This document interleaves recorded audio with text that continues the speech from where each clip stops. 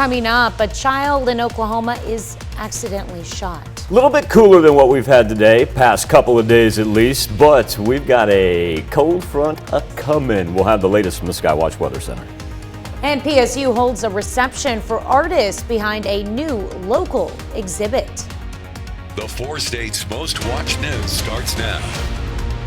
Good morning and welcome to the KOAM Morning News. It is 5 a.m. I'm Tanya Bach. We'll get to those stories in just a moment, but first let's go to Michael Hayslip in the Skywatch Weather Center. Got up to 61 yesterday in Joplin, 63 in Chanute, so not the wide gap that we saw on Tuesday, but it was absolutely glorious outside yesterday. We'll be a little bit lower than that for our afternoon highs, but still well above average.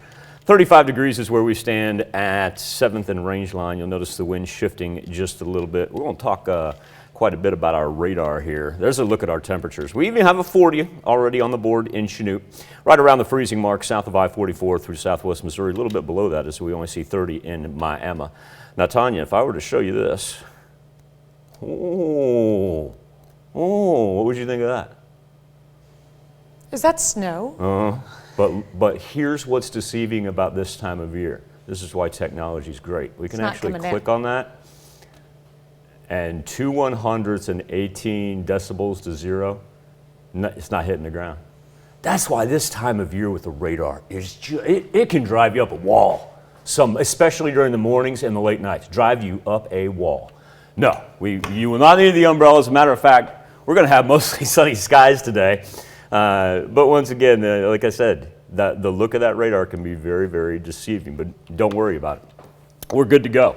Future track going to clear us off this afternoon up into about the mid-50s, and then we got some cloud cover that builds on Friday. Remember, Friday we top out around midnight, and then after that, Friday evening, we just continue to drop down to the point where we got the 20s staring us at the face on Saturday afternoon and take us into Sunday. But we're right back into the 50s on Sunday. Still got a 60 up on the board for Valentine's Day. Ready to heat it up on the day of love. If, perchance, you do see a raindrop up in the north, shoot me a message. That's why the best thing to do is to trust boots on the ground. That's true. You see the radar like that, you do all the math with the decibels to zero. That's just a fancy way to say intensity. Oh dear, contact gonna pop out. That's just a fancy way to say intensity. Best thing to do is if you know somebody up there, ask them. There you go. All right, thanks, Michael. A fatal car crash in Greene County claims the life of an 18-year-old. Alexander Reed was pronounced dead at the scene after he drove off the side of the road and struck a tree. He was not wearing his seatbelt at the time. The Ottawa County Sheriff investigates a shooting that sent a 5-year-old boy to the hospital. It happened early yesterday morning at a home on North Main in Fairland, Oklahoma. Authorities say someone attempting to shoot a dog missed, and the bullet went into the house and hit the 5-year-old boy in bed. The boy was taken to a nearby hospital in stable condition. Ottawa County Sheriff David Dean says while the investigation is still ongoing, they already know who the shooter is and that it was not intentional. This was a complete accident, and somebody wasn't looking at their background. Just common gun safety wasn't followed. Sheriff also says the shooter is a minor, so they will not be releasing his name. At last report, the 5-year-old victim was in stable condition. Well, there's a new partnership between law enforcement agencies in Northeast Oklahoma, the Quapaw Nation, and 6 state and local agencies, including Miami Police and Ottawa County Sheriff's Office, signed a cross-deputization agreement. The agreement allows the local law enforcement to assist tribal marshals within reservation boundaries. Addressing crime within the reservation, or whether it's any other area local law enforcement, they have the ability to do that. Whether it's a Quapaw tribal member, whether it's another tribal member of another tribe, and whether it's a non-tribal, non-Indian altogether. Signing ceremony was hosted at the tribe's Coyote Center.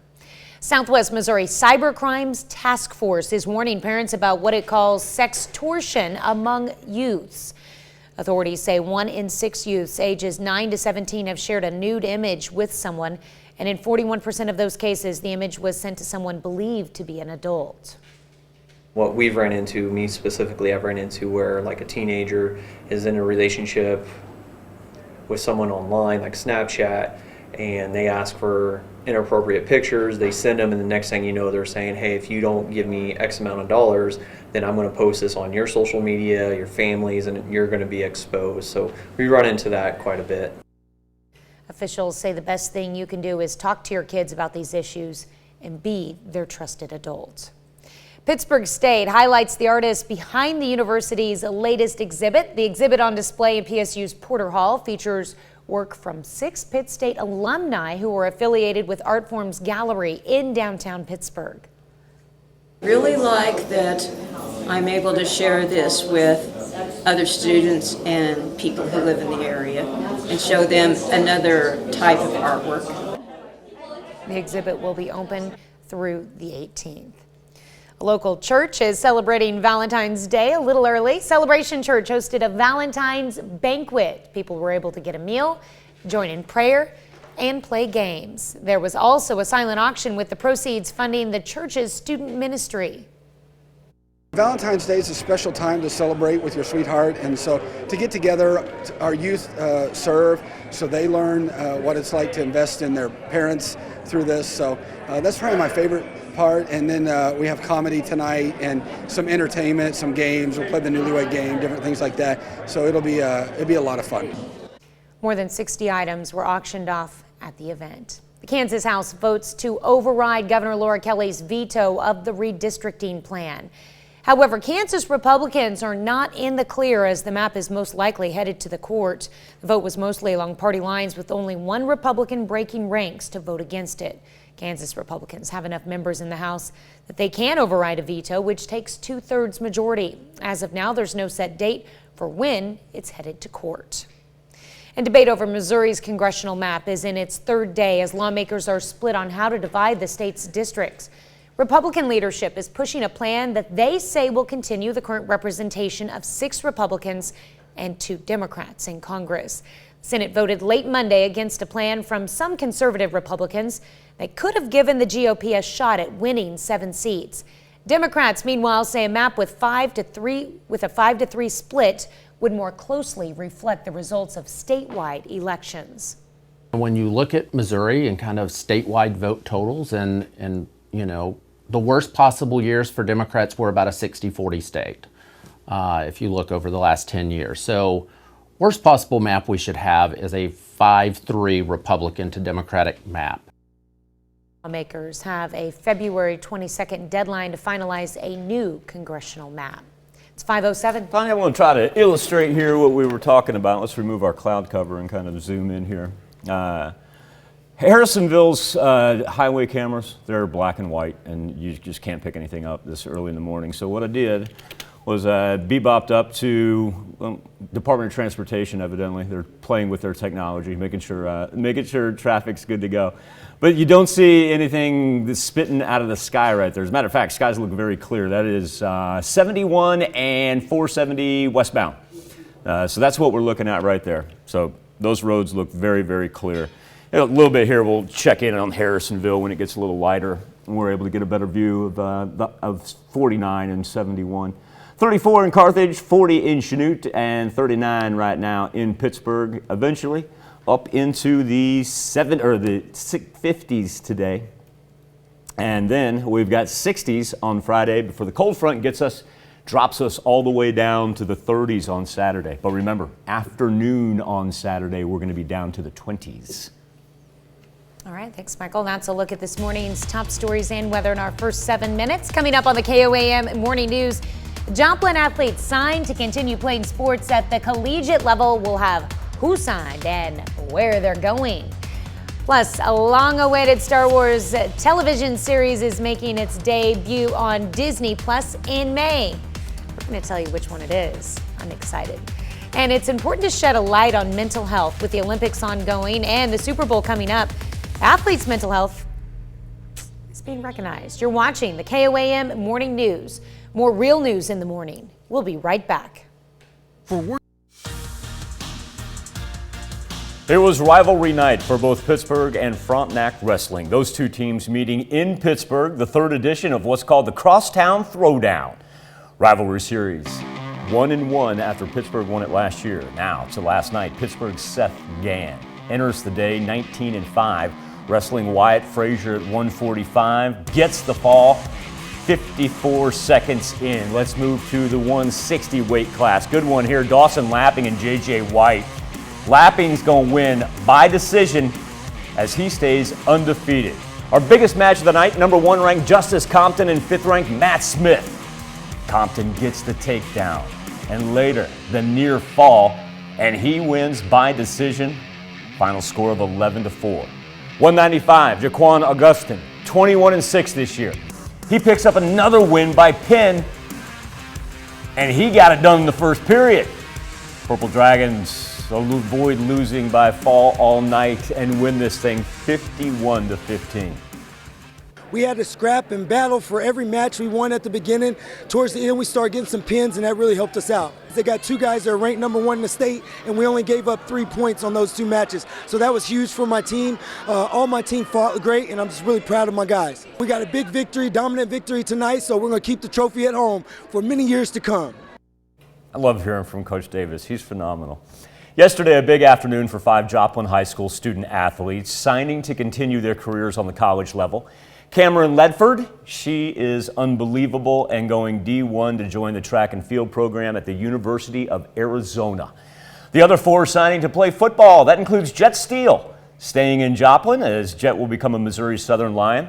Recruited to play on the offensive line for Missouri Southern as part of Atiba Bradley's first full recruiting class at MOSO. It's nice knowing that I'm going to be put into this process that will hopefully cultivate a very athletic individual and also an athletic team. He wanted to create athletes, and he knew who had the potential, and I'm honestly glad that he saw my potential. It's really an honor. Honestly, I never knew I was capable of making it this far. So to know that I am is really, it's an overwhelming feeling, and I'm just thankful to everybody in Joplin that has given me the opportunity. 3 of the best football players in Southeast Kansas also signed to continue their college careers, all 3 out of the CNC. 2 signing in Columbus, 1 in Riverton. So we'll start in Columbus. Under-recruited, he says, but now give him a chance. Gabe Martin signs to play running back at Baker University. 4-time All-CNC pick, 2nd in career rushing yards in Columbus high school history. Cody Schalk, he's going to play for the Pittsburgh State Gorillas. Schalk will play defensive line for PSU. Schalk's a 4-year starter for Columbus, first team All-State as a senior. Here he is on getting to play in the jungle. I'm ready for it. I've been to a few games already, and I'm ready to be on the field whenever it happens because I feel like it's going to be just so much better. Some schools I went up to, they just like hi and that was it. But I went to Pitt State and they really brought me in and talked to me and really made me feel like I was already on the team. So it just made it so much better whenever I did fully commit. We were really personal people. With my other visits, it was more as a group of people, and I really didn't talk to the coaches as much. And this was a more one-on-one visit, and I really liked that and getting to know the guys and the team, and it was just a good coaching staff and a good football team.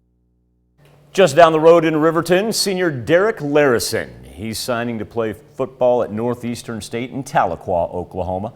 He's going to play linebacker for the Riverhawks. Larrison, fantastic all-around athlete, 2-time All-State football player, state champion in powerlifting. Oh, by the way, he finished 8th at state in javelin last spring. I'm so happy to where it was. It was a great place. It's a great college. I'm excited to kind of just get things going and really see where it goes. Well, the coaches have had a huge part of it. They've really grown me into a great player, great person. They've all tried their best to kind of get the team to where it's been, and hopefully it sticks around and gets a really good program in the future. Still to come on the KOAM Morning News, dozens of protesters outside the U.S. Embassy looking for a peaceful solution to the Russia-Ukraine situation. And a check on our 7-day forecast when the KOAM Morning News returns. Kramer's. Just a little past 5:17, still a great time for weather on the 7s as our temperatures pushed up into the 60s for the second consecutive day yesterday. Topped out at 61 at Joplin Regional Airport and then 63 at Chanute at Martin Johnson Airport. So it was another beautiful, beautiful day. And we're in store for really round 3 today. We already have a 40-degree temperature ranging in Neosho, 34 in Carthage, and 30 right now in Miami. We found it a little cooler along and south of I-44 right there. Anywhere from right right at, if not a little below, the freezing mark. Current conditions over 7th and Range Line sit at 35 degrees. Humidity hanging in there at 72%. Not going to be as dry as what it has been the past couple of days. We keep that wind at bay at 5 to 10 miles per hour. We can actually escape the elevated fire risks that we've had on Tuesday and Wednesday. Wind chills, oh yeah, we're still holding on to some 20s right there. But you got to remember, yesterday we really didn't have any wind chills that got above 30 degrees until we got to about 8:30. So we're even a little bit ahead. We're not going to quite make it there though. Most of the rain stayed through central Kansas. I do want to point out what we're looking at here right up to the north, and talking to some people up there in Kansas City. They have not had anything.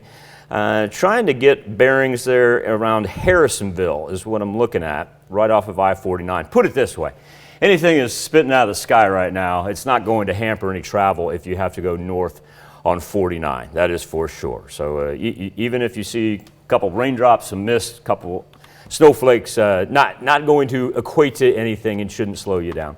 As far as what we've got for our weather trends, sunny skies for the afternoon, highs up into the mid-50s, so 6-7 degrees cooler than what we had yesterday, but still 7 to 8 degrees warmer than what we'd anticipate for this time of year. Friday looking great as well. Cold front coming for us Friday night into Saturday morning. Time now to turn our attention to the KOAM News Now Facebook page on our morning Insta poll. 2 big reveals in Hollywood. You have a much anticipated series with familiar faces and the latest version of a memorable movie. David Daniel with the Hollywood Minute.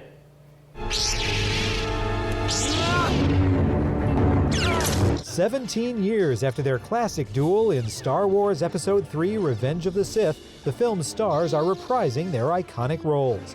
Lucasfilm has announced a release date for the long-rumored limited series Obi-Wan Kenobi, with Ewan McGregor and Hayden Christensen returning as Jedi Master Obi-Wan Kenobi and his apprentice Anakin Skywalker, who turned to the dark side and became Darth Vader. The series picks up a decade after the events of Revenge of the Sith, when it debuts on Disney Plus May 25th. You're special, darling. I'm not special. I'm a monster! Darling! I want to help her. You want to use her. Here's your first look at Firestarter. Ryan Kira Armstrong and Zac Efron star in the latest big screen take on the Stephen King story about a girl with pyrokinetic powers. The movie debuts in theaters and streams on Peacock May 13th. In Hollywood, I'm David Daniel. Our question for you this morning on the KOAM News Now Insta poll: what's your favorite Star Wars movie or television show? You can connect to us via Facebook. Go straight to the poll, koamnewsnow.com/vote, or if you have your phone handy with you in the morning, snap a picture of our QR code and that will take you to the poll as well. We'll update your results here in just a little bit. Healthwatch is next. Topping Healthwatch this morning, as the athletic spotlight continues to shine on Beijing, Americans also look toward a weekend of football. The Super Bowl kicks off on Sunday. But as athletes at all levels look to make their dreams come true, health experts say they also need to focus on their mental health. Mandy Gaither has more. It's no longer a taboo subject thanks to those athletes who showed courage in the face of mental health struggles. Breaking news this morning is Biles announcing she is pulling out of tomorrow's all-around final. In all levels of competition, whether it's dealing with losing or poor performance, athletes can face mental health challenges. When someone is struggling with anxiety, for example, it may be hard to concentrate or make an athlete feel on edge. It can affect sleep and increase muscle tension, says sports psychiatrist Dr. Joshua Norman with Ohio State Wexner Medical Center. These things within an athletic population can decrease performance, and it can also increase the risk for an athlete to develop an injury. That's why Norman says it's important for athletes to take care of their mental health. He says they can do this by having a plan for after their athletic career ends, so it's not as distressing. And if they're struggling, speak up. Don't ignore the problem. Find the right resources. Connect with athletic trainers or sports medicine doctors who can help. In some ways, it's not too different from training for their sport, except for instead of training physically, you're training your mind to overcome anxiety or develop tools that can help you navigate. Norman says mental health maintenance can help decrease developing issues and even increase performance. Dr. Norman says some athletes can also show signs of post-traumatic stress disorder following a major injury, with symptoms like hypervigilance and heightened fear. If not addressed, he says that may affect their recovery. Impact of COVID may not end with a negative test. New research finds almost a third of older adults infected with the virus in 2020 developed a new condition that needed medical attention. Those issues involved major organs, including the heart, kidneys, lungs, and liver, as well as mental health complications. Drugs prescribed online to help quit smoking work just as well as those prescribed by doctors in their offices. That's the finding of a study published in the journal Drug and Alcohol Dependence. Researchers say the study demonstrates the importance and effectiveness of internet-based treatment plans to help people kick the habit. New research at George Washington University finds a third of people in a large study were exposed to a potentially harmful weed killer known as 2,4-D. Researchers say use of the pesticide is increasing and that exposure to high levels is linked to cancer, reproductive problems, and other health issues. That's a look at some of today's top health stories. You're watching the KOAM Morning News. Temperature's not too bad for our Thursday morning, considering that, we're talking about February the 10th right there, and even the ones that we do see that are below the freezing mark, certainly not too low, and we actually don't have a whole lot below the freezing mark. Stockton kind of sticks out right there at 30. But even down along and south of I-44, where earlier we were sitting at 29, 30 degrees, a little bump up, and Chanute already sitting at 40, so that's pretty good right there. Here we are over a quiet 7th and range line. North-northwest breeze. Luckily, we'll just keep this at 5 to 10 miles per hour. Really not going to have to worry about elevated fire conditions until tomorrow, and then we'll do it again on Sunday. Today, because the wind is going to be very light, our humidity starting out at 72%. We love the looks of that. And you'll also notice the barometer at the bottom. It is on the rise, and what that will do is provide us with blue sky and sunshine for today. Probably grab onto the coat there when you do take off out the door, because our wind chills are still in the high 20s for the most part. Anything on the Skywatch storm tracker really stayed down to the southwest of us.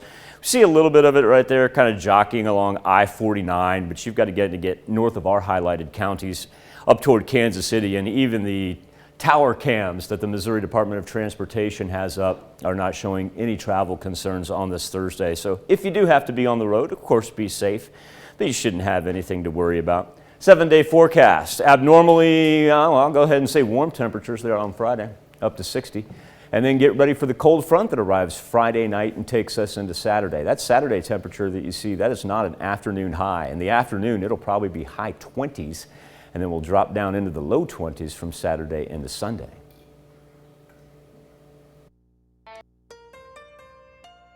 Coming up, a child in Oklahoma is accidentally shot. We're not quite at the peak of the roller coaster as of yet. 2 more days of above average temperature, but then a cold front is ahead. And PSU holds a reception for artists behind a new local exhibit. The 4 states' most watched news starts now. Good morning and welcome to the KOAM Morning News. It is 5:30. I'm Tanya Bach. We'll get to those stories in just a moment, but first, let's go to Michael Hayslip. I meant to ask you yesterday, and it slipped my mind, how is the snow in the back? First off, number one, for those of you that may have had to leave us early, how was the birthday celebration? Oh, it was wonderful. Excellent. Yeah. And did you swing dance? I did. For all of I swing danced. I double two-stepped. I even did a little regular two-step and a polka dance. Whoa! I'm surprised you're not actually sitting on that stool right there and that you've stood this entire time. I am impressed. Well, I tell you what, I'm going to hold on to my other question then, and I'll come back and we'll get that the next half hour. We'll just go ahead and tease it.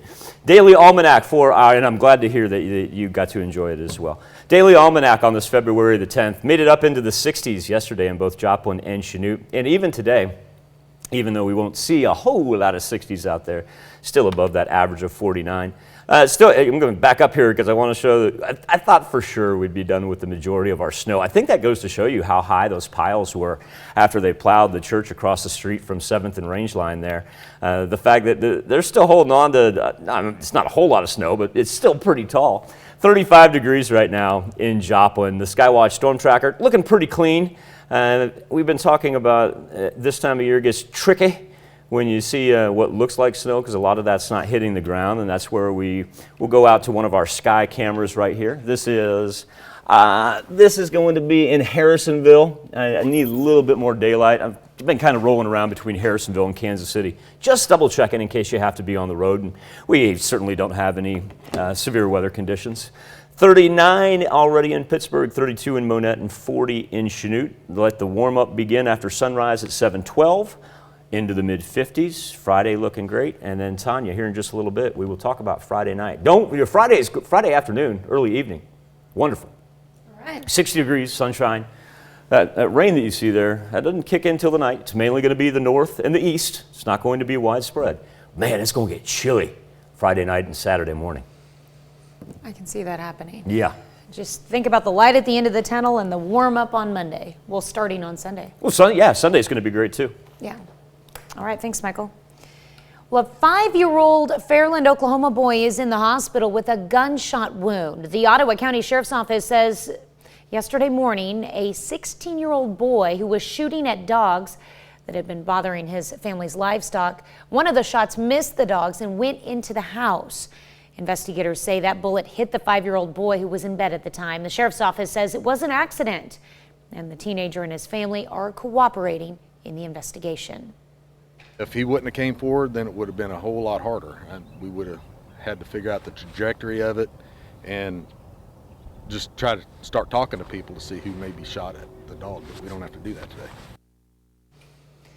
Sheriff's office says it will not release any names. At last report, the 5-year-old victim was in stable condition. A fatal car crash in Greene County claims the life of an 18-year-old. Alexander Reed was pronounced dead at the scene after he drove off the side of the road and struck a tree. He was not wearing his seatbelt at the time.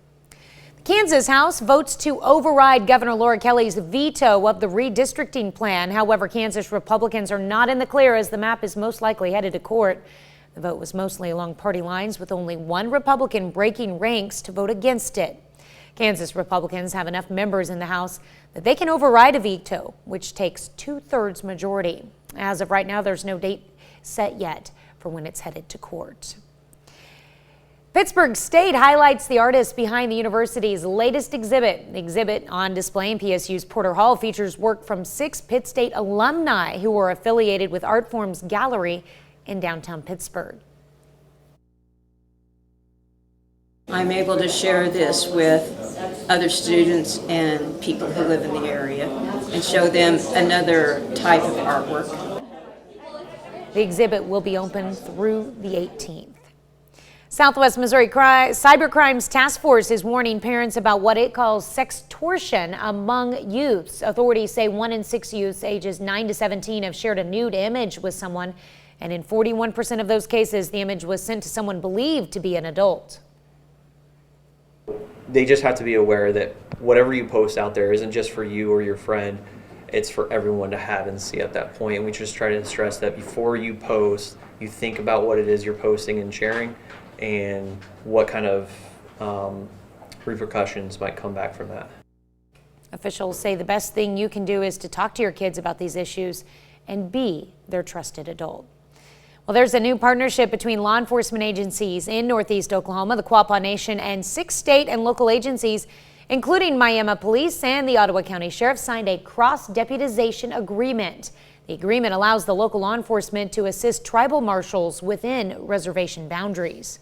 You're looking at could be upward of 100 plus officers that gets commissioned because, of course, with Highway Patrol, you have a lot of troopers in the area, not only in the county but on the turnpike, and then you've got all these other officers with the city of Miami, whichever one of them could come in contact or work on Quapaw Nation land, so they would all have to be commissioned. The signing ceremony was hosted at the tribe's Coyote Center. A group of St. Louis firefighters happened to be in the right place at the right time yesterday when their routine training exercise turned into an icy rescue mission. The 13 men and 2 women were reviewing all of the do's, don'ts, and safety moves in the event of an ice rescue. But then out of the blue, a deputy chief saw 2 boys, ages 15 and 17, run across an icy part of the lake and then fall into the frigid water. The firefighters immediately put on thick rubber suits, grabbed ropes, and jumped into the lake to rescue the boys. Floating in some broken ice, and the other one was struggling. I have a rope tethered to me, and I can take that rope and wrap it around the victim.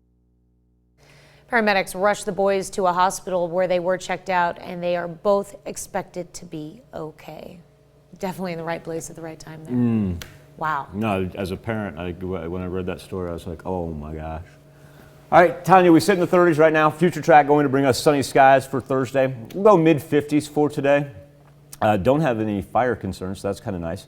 Chance for a little shot of rain early Tuesday morning in the north. Friday, warming up into the 60s. And then watch what happens after we turn the clock from Friday into Saturday. My goodness, our temperatures are just going to continue to drop down into the 20s. Now, eventually, we'll be back in the 50s on Sunday, and we'll even be able to roll the 60s on Valentine's Day. So that'll be absolutely perfect. And really, it's a little bit of a warming trend for next week as well. So that'll be delightful. Just be prepared Saturday morning when you step outside, because you are going to notice a considerable difference. On the KOAM News Now Facebook page and our morning Insta poll, talk about Star Wars as the universe is expanding from The Mandalorian, the Book of Boba Fett, and now a new Star Wars series coming out that's been awaited, Obi-Wan. Our question for you, what's your favorite Star Wars movie or television show? Right now, 100% of you, every single vote, says, give me the old original trilogy. That is my standby, my go-to. You can take part each and every morning. Connect to us via Facebook. Go directly to the poll, koamnewsnow.com/vote. Tanya? Well, I think that might change as the morning goes along, because I think as definitely will. Oh, yeah, this is definitely. you read my mind. This Yeah. is demos at its finest. Yes, definitely. Yep, Yes. I completely agree with you. I've been watching like The Mandalorian with my 7-year-old, and the Book of Boba Fett with my kids too. And while the little ones I can get to watch the original trilogy, my 15-year-old, he's like all into the CG and the technology and the advancements they've made. And I cannot get him interested in the films that were made, in the early 80s. Like, because he looks at it and he's just like, nah, that doesn't. What is this, claymation Clash of the Titans stuff? Right. I'm like, that's really fake. We thought it was the coolest thing known to man. All right, so I know he definitely wouldn't do that. He'd probably pick one of the TV series. And by the way, I'm super excited about the Obi-Wan Kenobi series. Yeah, me too. Yes. All right, so many answers that I will get eventually. That's a look at our top news stories. Coming up this half hour on the KOAM Morning News, it's Black History Month, and today we're shedding light on Black-owned businesses. Plus, the Canadian Freedom Convoy continues on and is now blocking major traffic ways, creating quite a bit of worry for the economy. We'll have the latest up there. You're watching the KOAM Morning News. More real news in the morning. We'll be right back. It's high. Topping World Watch, Freedom Convoy protesters opposing Canada's COVID-19 restrictions and vaccine mandates are blocking off main arteries of the border between the United States and Canada, threatening to disrupt economic resources flowing in between the two nations. The mayor of Windsor, Ontario, says the protesters are, quote, holding hostage part of the national economy. John Lawrence has the latest. Every hour this protest continues, our community hurts. Traffic snarled for miles along the U.S.-Canada border in Michigan Wednesday after Freedom Convoy protesters blocked roadways near the Ambassador Bridge, shutting down the busiest international crossing in North America. The Ambassador Bridge is Canada's busiest link to the United States and accounts for about 25% of trade between the two countries. And so the blockade poses a risk to supply chains for the auto industry because the bridge is a key conduit for motor vehicles, components and parts, and delays risk disrupting auto production. Protesters also blocked off the border between Montana and Alberta with tractor trailers, farm tractors, and passenger vehicles. When protesters threaten public safety, disrupt the public peace, or prevent Albertans from accessing vital infrastructure, then they open themselves up to potential action from law enforcement. We believe that the Coots blockade has crossed this line. Officials say the blockades not only hurt the economy, but also the livelihoods of hardworking people. All it does is inconvenience thousands of law-abiding truckers who are just trying to make a living, who now have to go to one of the three other ports of entry between Alberta and Montana. It does economic damage, in this case particularly for ranchers, farmers, and agri-food producers. I'm John Lawrence reporting. Ford stopped production at 2 plants in Windsor, Canada on Wednesday due to supply issues caused by the ongoing protest and blockade at the Ambassador Bridge. The General Motors plant in Delta Township, Michigan also had to cancel its second production shift. The Department of Homeland Security is warning law enforcement authorities across the United States that a convoy of truckers protesting vaccine mandates similar to the protest in Ottawa, Canada, could soon begin in the U.S. and potentially impact the Super Bowl and the State of the Union address and cause other disruptions. Several dozen protesters stood outside the U.S. Embassy in Kyiv to demand a peaceful solution to the tensions at the Russian-Ukraine border. Demonstrators waved banners, some with anti-U.S. messages on Wednesday, calling for a diplomatic solution to the conflict along the border. The protest stayed in an area cordoned off by police and dispersed peacefully. No incidents were reported. That's a look at some of your biggest headlines from around the world. We'll be right back with the news you need to know before you head out the door. Here's a check of today's top headlines, the news you need to know before you head out the door. The Ottawa County Sheriff investigates a shooting that sent a 5-year-old boy to the hospital. It happened early yesterday morning at a home on North Main in Fairland, Oklahoma. Authorities say someone attempting to shoot a dog missed and the bullet went into the house and hit the 5-year-old boy in bed. The boy was taken to a nearby hospital in stable condition. Ottawa County Sheriff David Dean says while the investigation is ongoing, they already know who the shooter is and that it was not intentional. A fatal car crash in Greene County claims the life of an 18-year-old. Alexander Reed was pronounced dead at the scene after he drove off the side of the road and struck a tree. He was not wearing his seatbelt at the time. The Neosho School District is the proud new owner of a new school bus. It's a Type A bus. Right off the bat, you can tell it's smaller. And that little footprint has some benefits for the district and its students. Area high school and college students put their welding skills to the test. Crowder College hosted the Southwest District Skills USA Welding Competition. Students yesterday were divided into teams for competitions, and they performed solo as well. That's a check of today's top headlines, the news you need to know before you head out the door. Probably one of those days where you want to hold on to the jacket even when we get into the afternoon hours. While we start off in the mid to high 30s, our temperatures are still going to be delightful for the afternoon, just not as warm as what we've seen past couple of days, where we've been up into the low to mid 60s. We'll go mid 50s today. Plenty of sunshine, but the wind is going to work in from the north-northwest. As far as future track, tomorrow morning, very, very early, if you live in the far north and the eastern portion of southwest Missouri, see a little shot of rain tries to slip through, but it won't affect any travel. Now, Friday night, this is where things get a little interesting. Our temperatures go from the 60s during the afternoon all the way down to the 20s by the time we get to Saturday morning. We'll be back with more KOAM Morning News right after this. Well, this is Black History Month, a time to celebrate the achievements of Black Americans, but also to examine the struggles. One area that tears at the nation is economic inequality. Elise Preston introduces us to a businesswoman who took matters into her own hands. Gwen Jameer started her hair care company from her Detroit kitchen with a leap of faith. Newly divorced, a single mother with just $32 in the bank, she saw a hole in the market and decided to fill it. Naturalicious basically is a line dedicated to creating time-saving beauty solutions for busy women.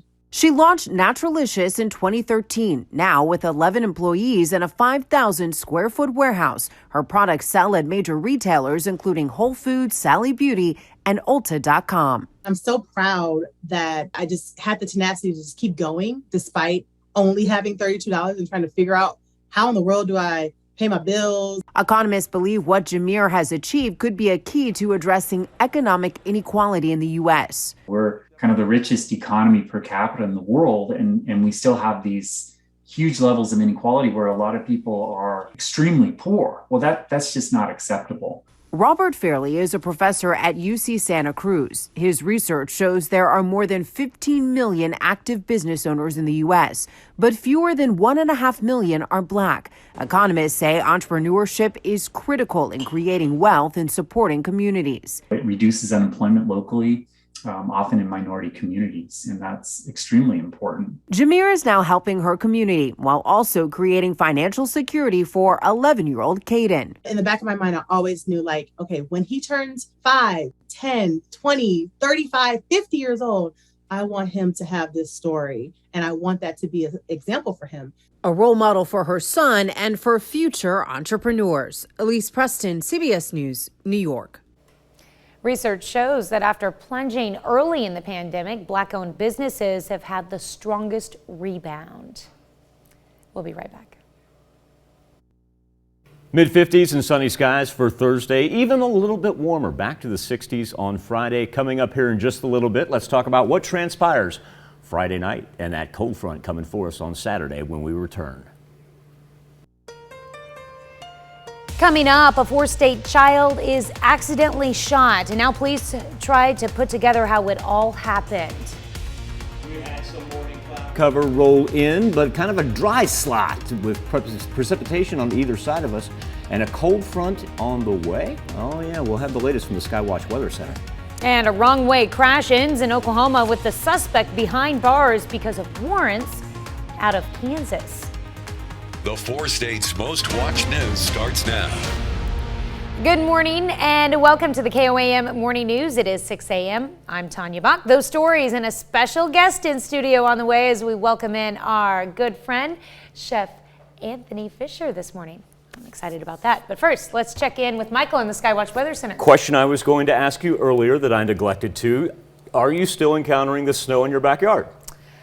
I think there's just a few tiny shaded patches, but the rest of it's gone. I figured between Tuesday and Wednesday, getting up into the 60s for most of the 4 states, that it'd be a thing of the past. But yeah, I can understand it's still very holding muddy, on to though. it. Yeah.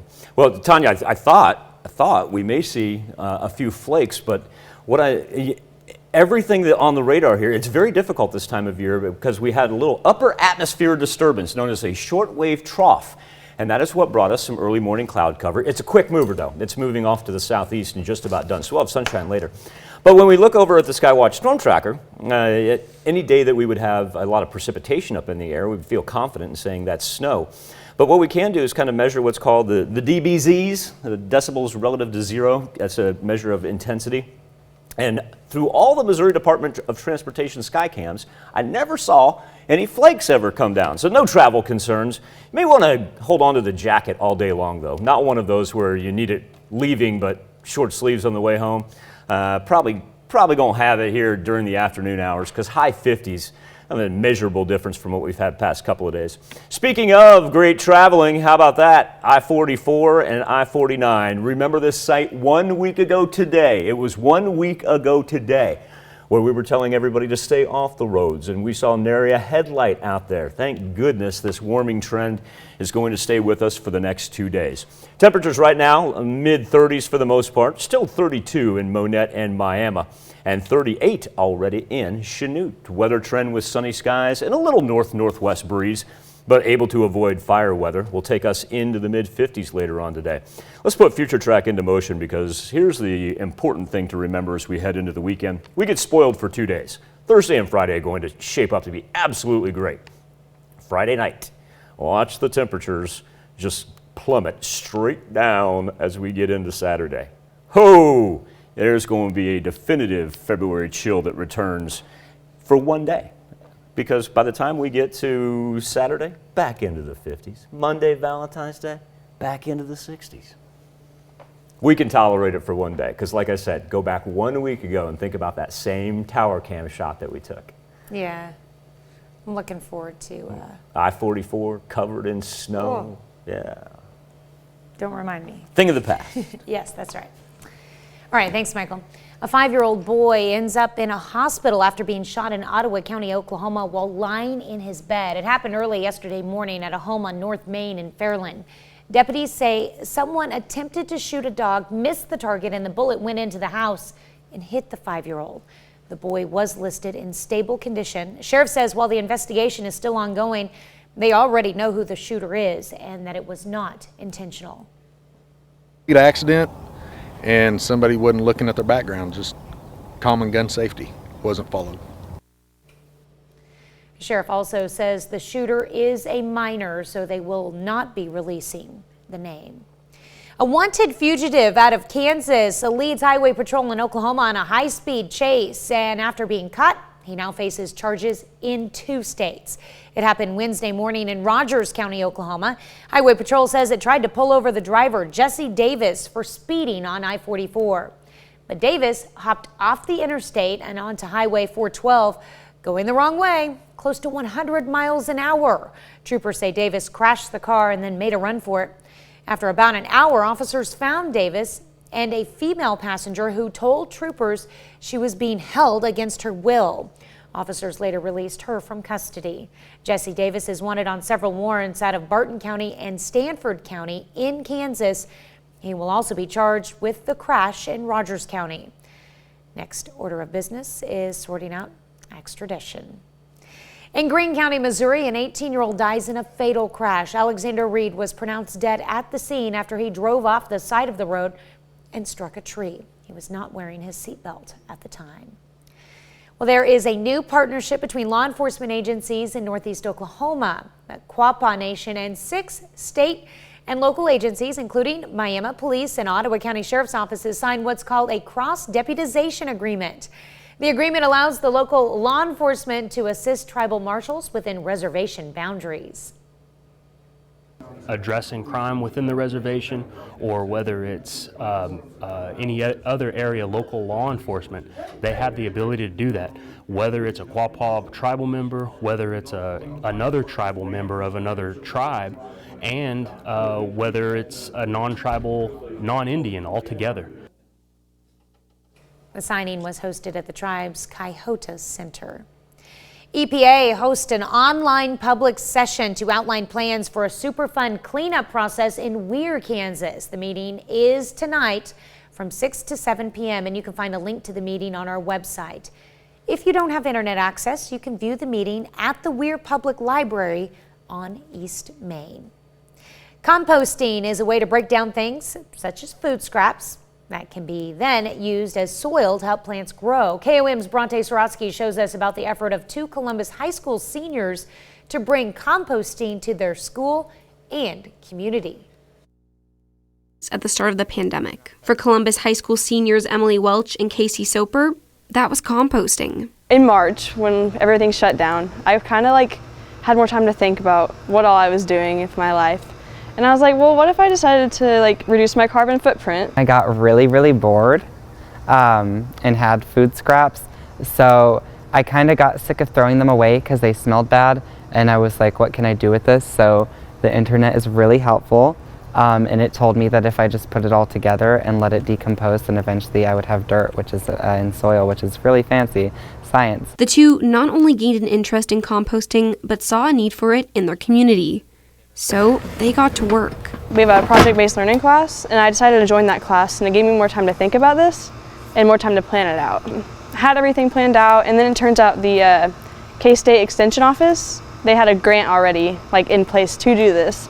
So everything kind of just fell into place. And their idea has come to life with a composting site. The way the composting bin works is like this. First, open up the bin. Now the food is inside, push these 2 levers back, the food falls down here. You crank this lever, and then in 6 months, open this up, and you'll have soil. It takes out unnecessary things in the trash. So you don't have to throw away as much trash. So if you throw away an apple core in the trash, it's probably gonna smell bad, and it won't break down in the trash bag when you throw it in the landfill.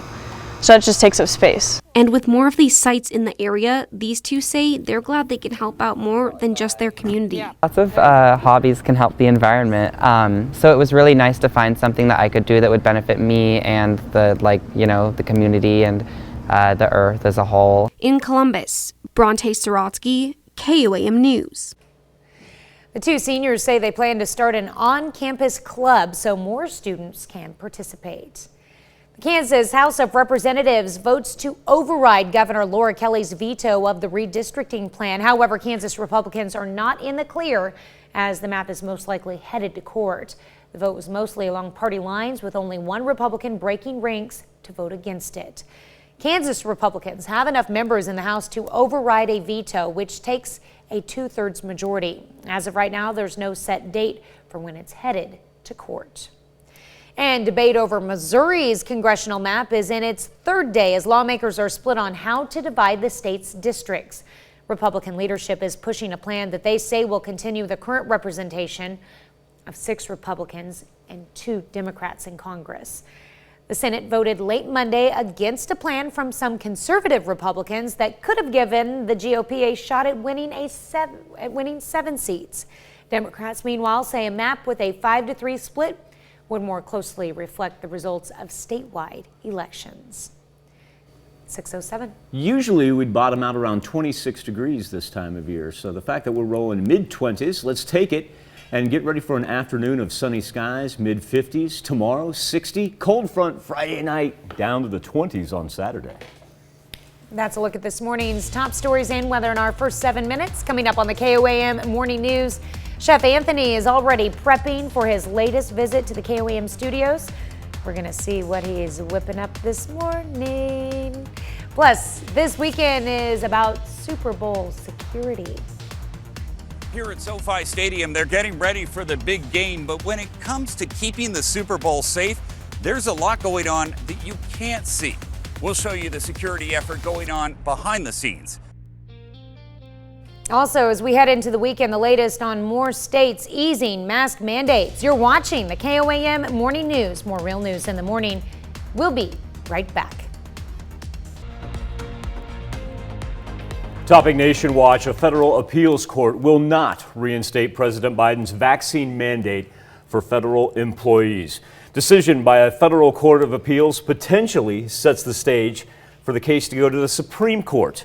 Mandate has been halted nationwide since a preliminary injunction was issued in January. The suspect in last week's deadly shooting at a church in Aurora, Colorado was killed by police yesterday, but not before he went on a crime spree across the city. Aurora police say 31-year-old Jose de Jesus Montoya Villa was wanted for killing a woman and injuring 2 pastors at a church on Friday. Yesterday, officers received a call of a shooting in a parking lot. Police say Montoya Villa carjacked a vehicle at gunpoint and got away. He just didn't get far. Officers tried to pull him over. They say they were confronted by Montoya Villa. The officers opened fire and he was pronounced dead at a hospital. Super Bowl Sunday just 4 days away. Security measures already in high gear. Carter Evans got a behind-the-scenes look at the preparations. With eyes wide open from the air and even the ocean, security for the Super Bowl is so tight it extends for miles. Customs and Border Protection agents took us aboard this Black Hawk looking for suspicious activity. When you're in the air here, what are you looking for? Any unusual movement of people that just seems suspicious or odd. One of the challenges of protecting SoFi Stadium is that it's only a couple of miles away from LAX, and that means there is a lot of traffic in the sky. And while workers prepare for the game inside the stadium, Homeland Security Secretary Alejandro Mayorkas met us for an exclusive one-on-one. Give me an idea of the scope of the security operation here. We in the Department of Homeland Security dedicate more than 500 people to the effort. It's a remarkable program. More than 2,000 people working 24/7. You want to see and be seen. Correct. This is quite a large, impressive, loud helicopter, so part of our operation also is to deter any nefarious activity. From the ocean, the ports of LA and Long Beach are huge potential targets, and CBP agents are ready with high-speed boats. Then there's Randall Hill, a former NFL wide receiver turned defender. You used to catch balls, now you catch criminals.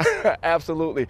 I think it's harder to catch the criminals. That's Federal Agent Hill, now tracking down counterfeiters. We're talking about a lot of money. You're talking about well in excess of $100 million. So, it affects not just the game itself, but it affects the communities too. Along with tight security, there are strict COVID protocols here at the stadium. Every fan has to show proof of vaccination or a negative test. Now, there is some testing here at the stadium, but get a positive result and you're out of the game, no matter how much that ticket costs. Carter Evans, CBS News, Los Angeles. As a look at today's top national stories, be back with Chef Anthony in Studio K right after this. Welcome back. We've got Chef Anthony Fisher from the Pittsburgh High School in studio this morning in our KOAM test kitchen, here to make us some compound butter. Yes, Valentine's Day being on Monday, we're starting the roll and get up for the next segment that's coming this morning. So compound butters are really beautiful. You can do anything you want with them, especially for Lent coming up. Compound butter goes great with fish and seafood. Okay. We're gonna get excited. Would you put compound butter in a cake? No. Okay, then no. Unfortunately not. Trying to find a segue. Thank you very much for bringing me a birthday cake yesterday. You're very welcome, That was lovely. of course. Very lovely. So what I have today is I have 1 pound of room temperature butter, and I have basil, thyme, and cilantro. I know some people are like, cilantro in that, but trust me, the cilantro comes out beautiful and helps amplify the wonderful licorice style flavors of the basil. And the herbs on the table today are all grown at Pittsburgh High School in the botany department. Really? Yes. How so long have they been doing, that's since the beginning cool. of the year. Wow. So they do all sorts of different stuff, and everything that they raise is used either in my classroom or it's used in the cafeteria. That's impressive. So the kids get an opportunity to work on something and then see it put to use by our wonderful chefs in the kitchen. That's awesome. What we're going to do today is take our butter, and we're going to roll up our basil. Okay. Because we want a nice, beautiful, tight cut on it. These are also things you can find year-round at the store, too. Yes. So that's nice. And you can pick up basil plants rather cheap, and they're not real hard to take care of in your house, and you only need a little pot for them. Okay. So they're fun. I had one, I named him Bob. I had him for about a year, and then I left him too close to the window in a freeze. Oh. And I lost it, but it was a lot of fun to have. Okay. I was going to say, then you ate Bob. Yes, all the time I ate Bob. It was so good. My students ask, well, why do you always name your plants and your knives and all my gadgets? If you can't have a little bit of fun, it's not worth doing. That's true. You need to enjoy what you do, that's for sure. You were talking about cilantro being something that some people might find odd. I've found that over the years, people either love cilantro or they hate it. There's no in between. Nope. And I actually teach in my class, 22% of America, cilantro tastes like soap. Really? They have a genetic trait that makes cilantro taste like soap, so they don't like it. But cilantro is found in so many things that people don't even think about. All the salsas and pico that you love, cilantro is right there in it. Yeah.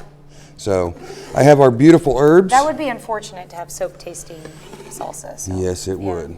Now, the beauty of compound butter is you can put anything you want in it, but you have to pay attention to what you put inside of it. If you have a favorite rub for a steak, or you like seasoning salts, just be careful because you're adding salt. If you add garlic salt, not garlic powder, onion salt, not onion powder, you're adding salt and adding more salt and more salt and more salt.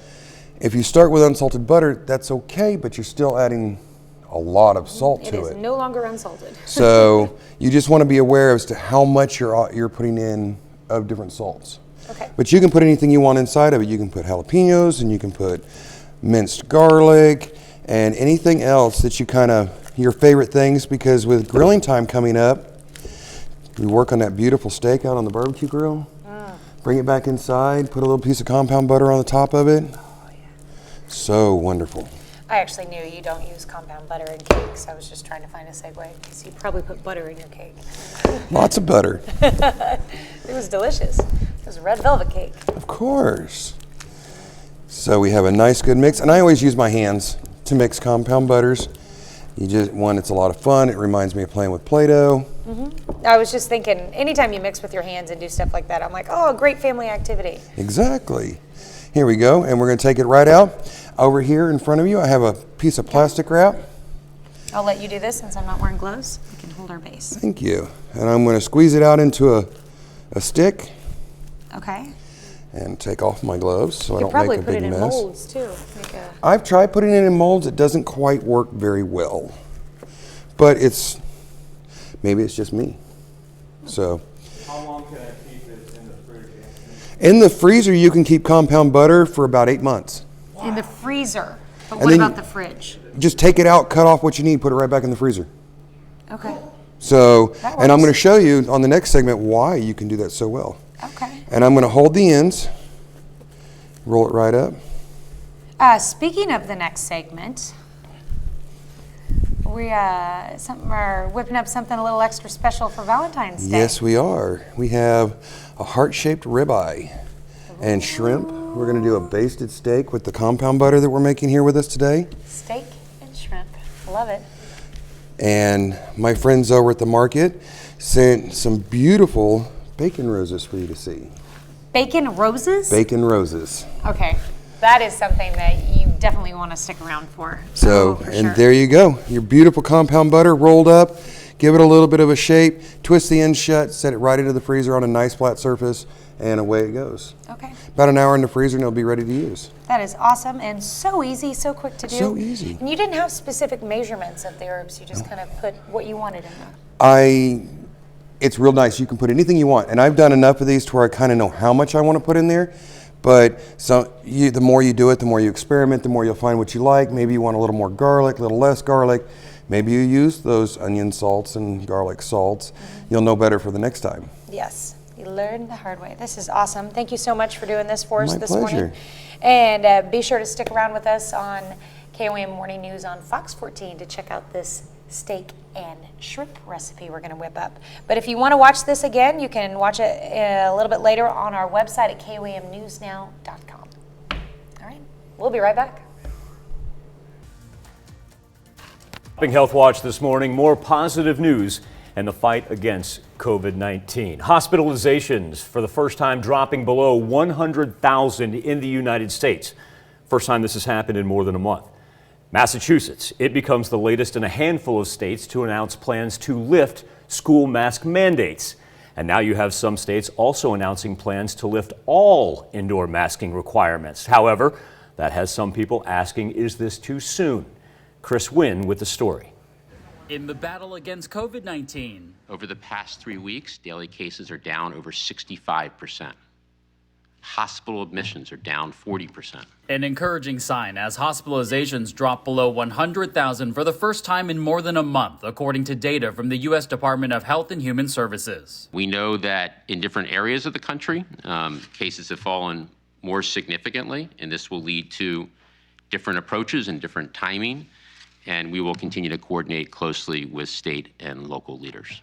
A growing number of states, from California to New York, have stated their intentions to drop indoor mask mandates in the coming days. At this time, we say that it's the right decision to lift this mandate for indoor businesses and let counties, cities, and businesses to make their own decisions on what they want to do. Other states, like Connecticut and Massachusetts, are also eliminating mask mandates in schools. Given the extremely low risk for young people, the widespread availability and the proven effectiveness of vaccines, and the distribution of accurate test protocols and tests, it's time to give our kids a sense of normalcy and lift the mask mandate on a statewide basis for schools. The decision causing a stir with critics who say the timing just isn't right. When you talk to teacher groups, you hear a variety of opinions there as well. And politicians, our elected officials, have to weigh all of those factors when they're coming forward with their recommendations. In Washington, I'm Chris Wynn.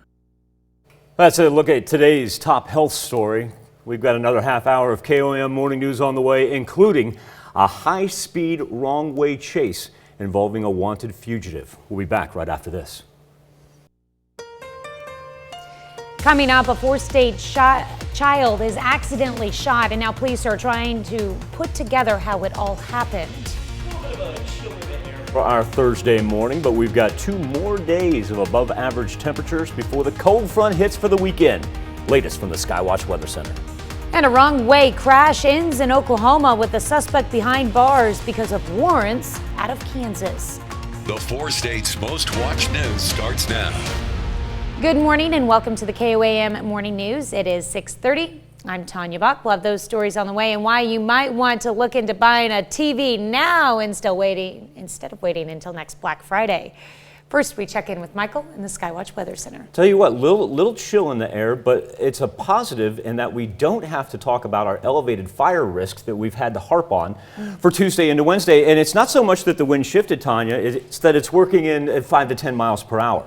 And we'll take that over that 15 to 20 that we had past couple of days. Humidity, not too bad either. Now, the fact that it is working in from the northwest does give us a little bit of a chill in the air there, sitting right at the freezing point in Monette at 32, as well as Miami. Chanut's already, though, at 38.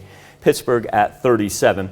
Not a whole lot of shift in the winds. Like I said, the key factor is keeping it in between 5 and 10 miles per hour. The direction does put a little bit of a factor in as far as what it feels like when you head outside, mostly high 20s right now. Pretty clean Skywatch storm tracker. Had a little shortwave trough, as it's called, move in from the northwest. That's what gave us the cloud cover, but it's quickly moving off to the southeast. And our travel conditions, there we are, live look on I-44 at mile marker 18. We are clear and clean as can be. No, don't even have any snow left there at the exit. So go back 1 week ago and think about what that site was like. We'll take that any day of the week. Sunny skies later on this afternoon after the clouds drop off. Let's talk about Thursday, Friday, and Saturday. There we are for today. No worries. Now, Friday morning, see a little shot of precipitation. It'll stay in the form of rain, tries to sweep through to the north and to the east. Quick hitter, won't affect travel concerns. Friday afternoon, how about some 60s? Friday night, say goodbye to the warmth. Down, down, down we go, all the way into the 20s there for Saturday. Quick little rebound, though. 50s on Sunday. Delightful looking Valentine's Day. 60 degrees and sunny skies. Yeah, delightful weather for Valentine's Day. And it's tolerable when you think about, number one, what we had 1 week ago. Okay? 36 degrees, we'll take that. Number two, 1 year ago. I was looking just casually, seeing where were we at 1 year ago at this time, because we've had this nice little run of warm weather. I found an old 7-day forecast, old graphics and everything, and that bottom line right there, it said 7, and then it said 1. Ooh. And I don't mean 71. Those were back-to-back days where our lows were 7 degrees and 1 degree. 1 year ago. And that's not even what it felt like. That is correct. All right, thanks, Michael. Well, a 5-year-old boy ends up in a hospital after being shot in Ottawa County, Oklahoma, while lying in his bed. It happened early yesterday morning at a home on North Main in Fairland. Deputies say someone attempted to shoot a dog, missed the target, and the bullet went into the house and hit the 5-year-old. The boy was listed in stable condition. The sheriff says while the investigation is still ongoing, they already know who the shooter is, and it was not intentional. If he wouldn't have came forward, then it would have been a whole lot harder. And we would have had to figure out the trajectory of it and just try to start talking to people to see who maybe shot at the dog, but we don't have to do that today. We're told the shooter is a minor, and the sheriff's office says it will not release any names. A wanted fugitive out of Kansas leads Highway Patrol in Oklahoma on a high-speed chase, and after being caught, he now faces charges in 2 states. It happened Wednesday morning in Rogers County, Oklahoma. Highway Patrol says it tried to pull over the driver, Jesse Davis, for speeding on I-44. But Davis hopped off the interstate and onto Highway 412, going the wrong way, close to 100 miles an hour. Troopers say Davis crashed the car and then made a run for it. After about an hour, officers found Davis and a female passenger who told troopers she was being held against her will. Officers later released her from custody. Jesse Davis is wanted on several warrants out of Barton and Stanford County in Kansas. He will also be charged with the crash in Rogers County. Next order of business is sorting out extradition.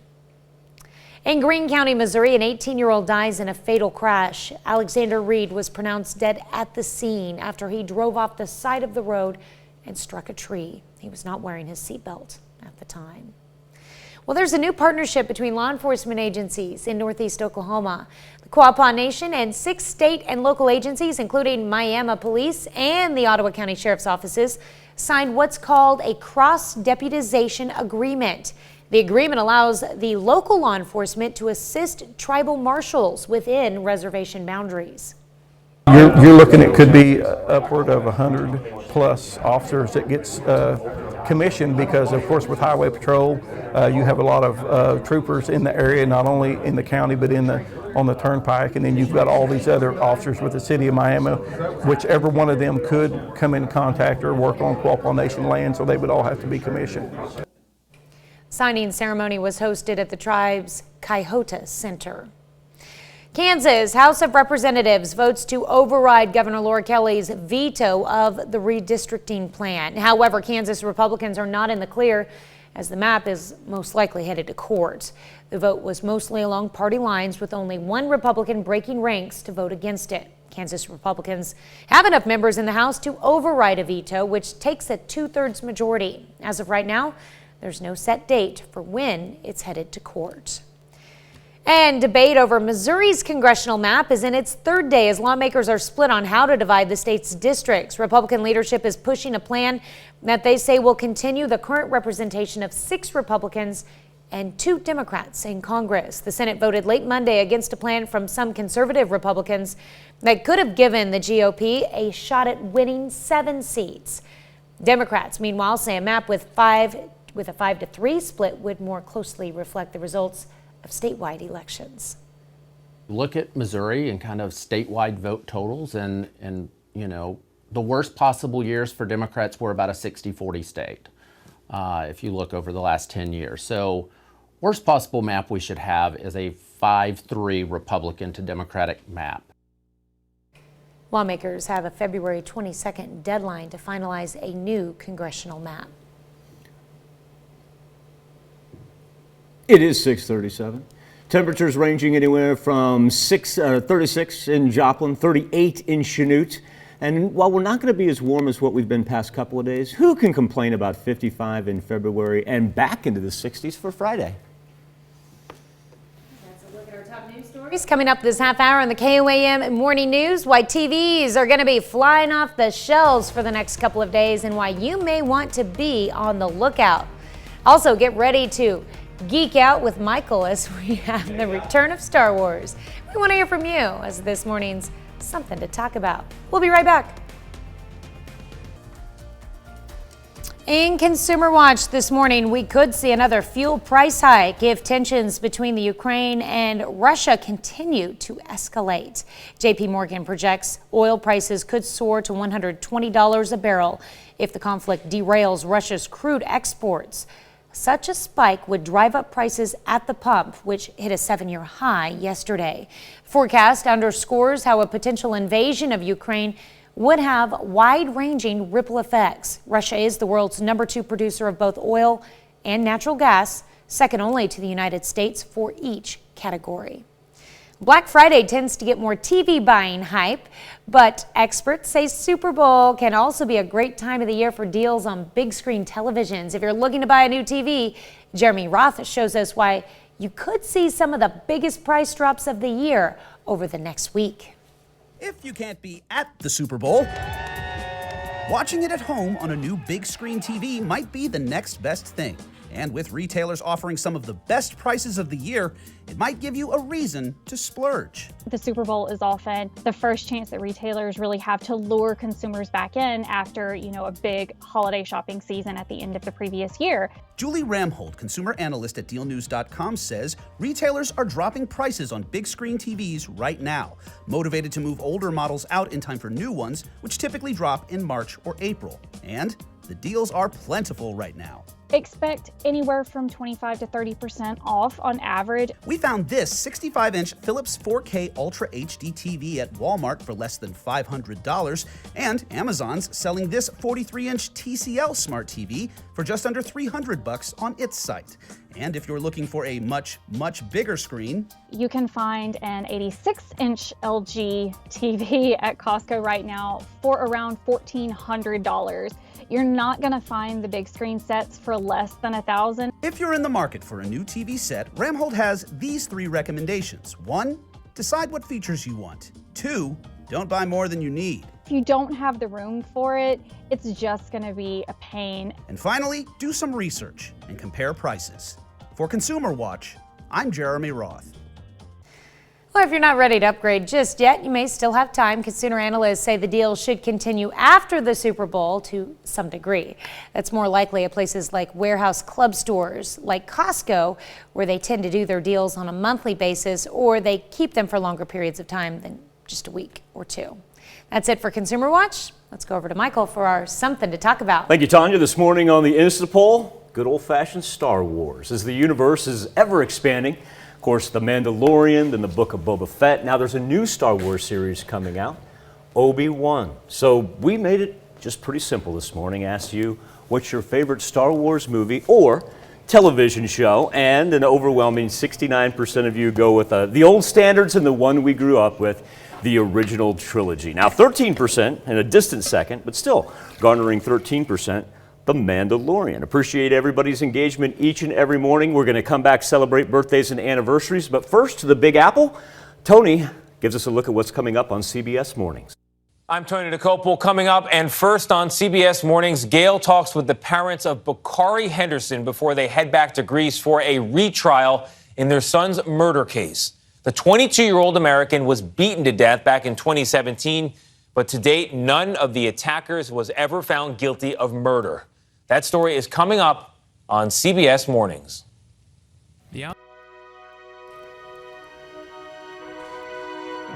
We take this time to honor today's four-state hero, Earl Cameron. Specialist Cameron served with the Army from 1940 to 1946 during World War II. He served in Rhineland, Central Europe, and at the Aleutian Islands with the 56th Armored Engineer Battalion. He earned several medals during his service, including the American Defense Service Medal and the Asiatic Pacific Campaign Medal. His hometown, Seneca, Missouri. We thank you, today's four-state hero, Earl Cameron. I'm a fan of this name, and I think this is a great picture to get our birthday list started. Dax Warsler, practicing safety first, that is for sure. He is celebrating the big #1. Dax, have a great day in St. Paul.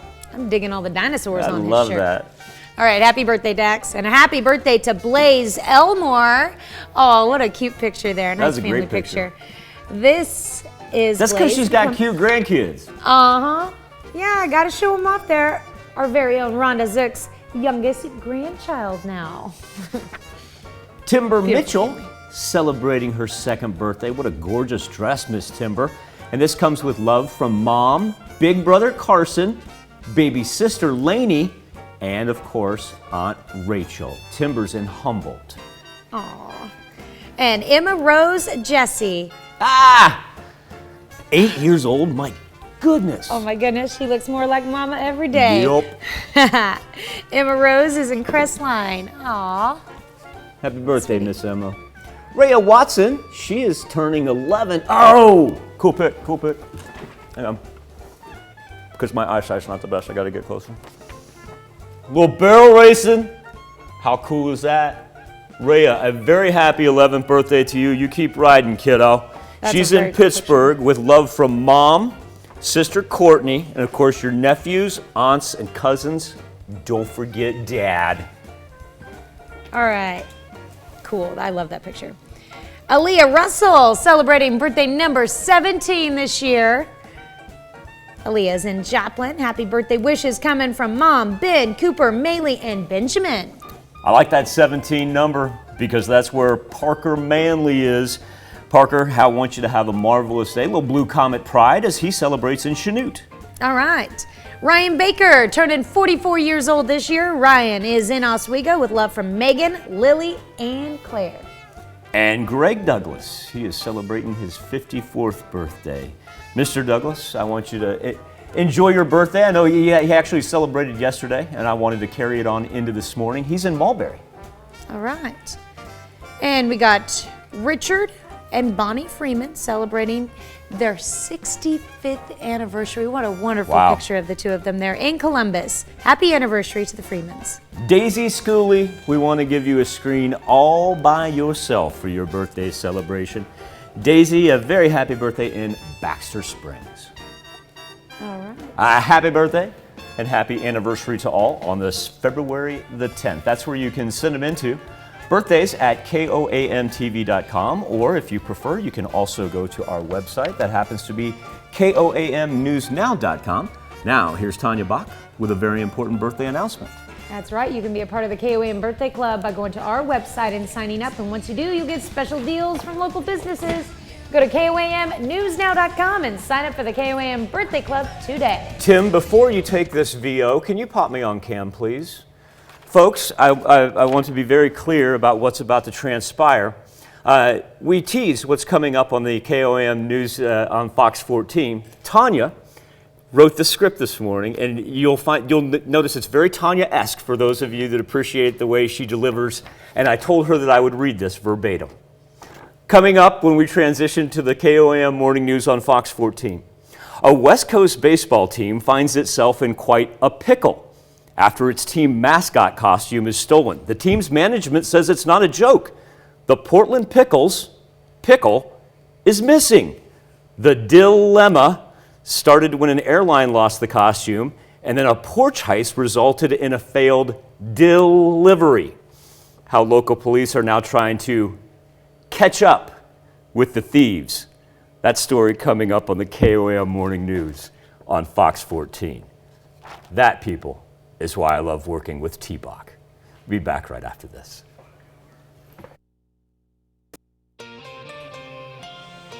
Here's a check of today's top headlines, the news you need to know before you head out the door. The Ottawa County Sheriff investigates a shooting that sent a 5-year-old boy to the hospital. It happened early yesterday morning at a home on North Main in Fairland, Oklahoma. Authorities say someone attempting to shoot a dog missed, and the bullet went into the house and hit the 5-year-old boy in bed.